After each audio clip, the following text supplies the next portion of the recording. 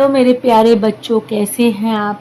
आज हम करने जा रहे हैं अनुच्छेद लेखन यानी पैराग्राफ राइटिंग। तो टॉपिक है भारतीय गांव। भारतवर्ष प्रधानतः गांवों का देश है। यहाँ की 2/3 से अधिक जनसंख्या गांवों में रहती है। आधे से अधिक लोगों का जीवन खेती पर निर्भर है।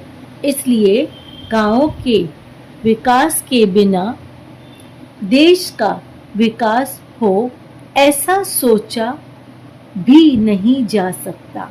अंग्रेजों के जाने के बाद स्वाधीन भारत में खेती के विकास को सर्वोच्च प्राथमिकता दी गई।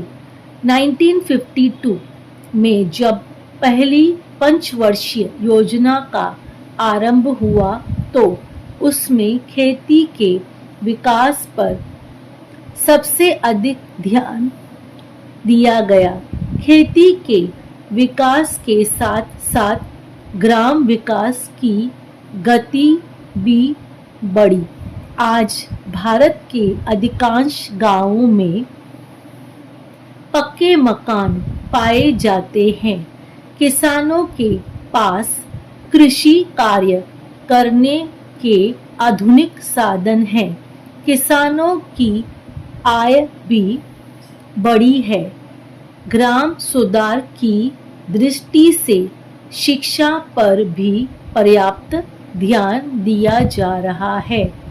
आज अधिकांश गांवों में प्राथमिक पाठशालाएं हैं।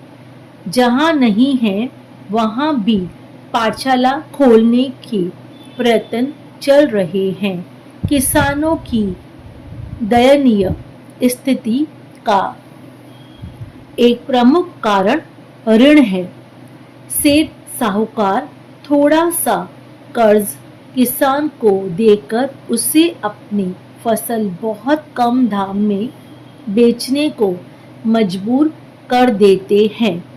इसलिए गांव में बैंक खोले जा रहे हैं जो मामूली ब्याज पर किसानों को ऋण देते हैं। इसके अतिरिक्त ग्रामीण व्यक्तियों को विभिन्न व्यवसायों का प्रशिक्षण दिया जा रहा है। हथकरघा और हस्तशिल्प की ओर विशेष ध्यान दिया जा रहा है।